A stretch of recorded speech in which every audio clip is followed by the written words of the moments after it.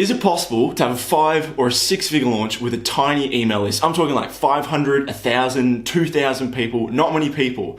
How do you get those big launch numbers with a tiny email list? Well, there's a few mistakes you definitely want to avoid, and in this video today, I'm going to lead you through some of those big mistakes that I've personally made with my clients, so you don't have to make them for your next launch. G'day, I'm Jules Dan. I'm a freelance copywriter with over $10 million in client results. And on this channel, we talk about how to get more customers, how to make more per customer, and how to keep them longer with the power of the pen. So if you're looking to scale, if you're a coach, consultant, info product owner, you're definitely in the right place.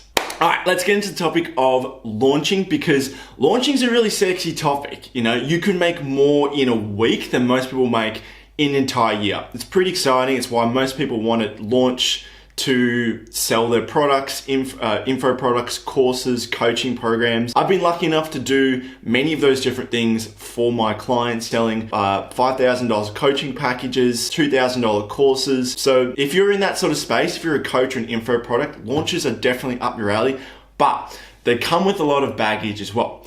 Obviously, there's a lot of work that goes into it. You need to put some time into, say, writing the copy. And there's a lot of mistakes you can fall into which would inevitably lead to people not buying your stuff. We don't want that. So in today's video, I'm gonna lead you through 3 big mistakes you wanna avoid for the pre-launch and the post-launch. All right, so I wanna start with the first one. That is the pre-launch. And you might be wondering, why do we need a pre-launch? If you've ever followed a Hollywood movie, you probably noticed how there's a lot of hype and anticipation built up before the movie actually drops. So you might see the actors go on some talk shows, might go on some podcasts, they'll lead some trailers, slowly building up the characters, and it gets you really excited and anticipated.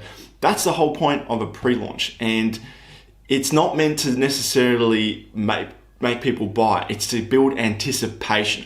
That's the core thing. And this is the first big mistake that most people have, is that they don't have this pre-launch. They don't have this runway that leads perfectly into the sale, that gets the list excited. And that's the key thing. So let me tell you a quick story of how to not do this if you're writing a pre-launch. So I wrote these emails for a client selling, I believe, a $500 or $1,000 subscription package. And what happened was that instead of just sending on sequential days, day 1, day 2, day 3, day 4, leading up to the launch day, what he actually did by accident was that he would send a launch email, and then a few days later he would send a content email, and then a few days later he would send a podcast interview. And it was this confusing message, so the people on the list didn't know what was going on. So as you can imagine, if you're getting conflicting messages about, okay, I've got a launch, I've got some content, I've got this, your customers don't know what to focus on. And that's the key thing. All the anticipation is just, it's dead in the water if you're not keeping a continual thing. So if you're not having a pre-launch and you're not seeing on consistent days, that's the first big mistake you want to fix up. And hey, while we're on the topic of launches, and there was an email that came into your inbox, you followed along, you really liked the idea, and you bought the product, and it was actually good, I want to hear about it. Let me know in the comments below. All right, mistake number 2, and that is not having a pre-existing relationship with the list. And I've learned this as well from first-hand experience, is that I just wanted to take on clients just because I needed the money. And people either bought a list or they didn't really send out many emails to their list, meaning they might have sent an email once a month and they wanted to launch. Now you can do this. Problem is that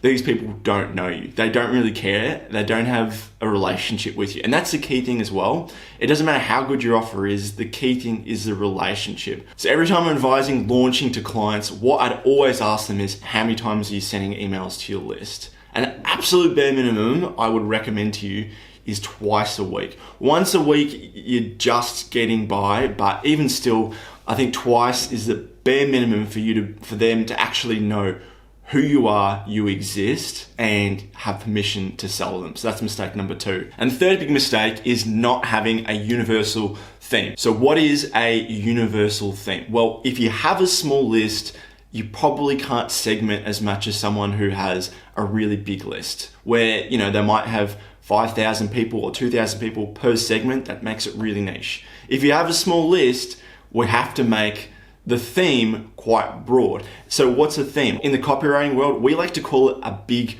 idea. And all it is basically is it's a sentence or two that encapsulates what they're gonna get, a big benefit, a problem it solves. So some of the big ideas that I've run with my clients are how to manifest what you really want really fast, speak once, get clients for months. So can you kind of see where this is going? And you're building the theme of the pre-launch and the post-launch around this. The problem is that if you go too specific and too narrow, you're gonna alienate most of your list, you're gonna confuse the heck out of them, and the problem is that they won't buy. So if you can, try and stick to broader problems, broader pain points, and that's gonna appeal to a much broader audience if you have a small list. Now I wanna talk to you about the post-launch, and this is the exciting part. This is where most people make more money in a week or a day than most people make an entire year. Pretty cool, right? Problem is, it's super easy to stuff up. And what do I mean by that? Well, before I told you a quick story about one of my clients who was sending emails on different days that weren't actually related to the launch. So if you're gonna have a launch, make sure you have a calendar. You're gonna say, okay, for 5 days beforehand, I'm gonna do the pre-launch.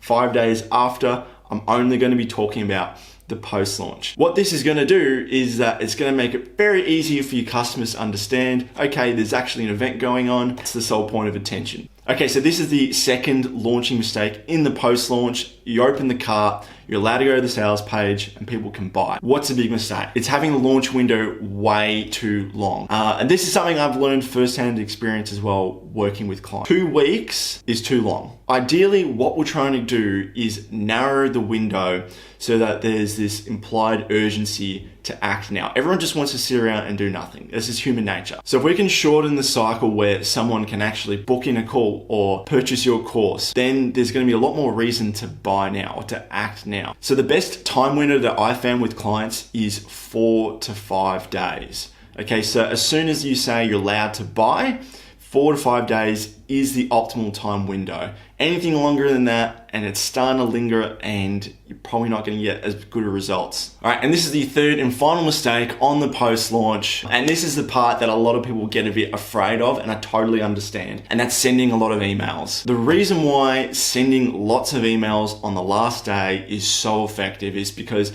as the window from the deadline gets shorter and shorter and shorter, there's more reason to act, and that's when you typically see your biggest flood of sales. The problem is that people are busy, people don't see your emails, and they're missing out on this really good opportunity if you're not sending more than one email on that last day. So what I've always done with my clients is that I've written them at least 3 emails for that last day. So 24 hours before, 12 hours before, and on the last hour. And this is just reinforcing that urgency that the deadline is closing. Again, this is when you're gonna see the most sales in your launch. So don't be afraid to email your list 3 times on that last day. Now I know what you might be thinking. I can't be sending that many emails, that's too much. I'm gonna burn my list, gonna get all these unsubscribes. Look, I totally get it.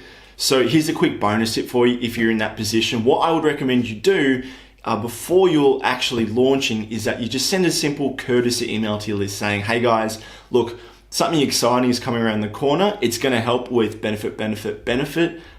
Keep your eyes peeled. If you're not really interested in this, click this link and you won't get those emails.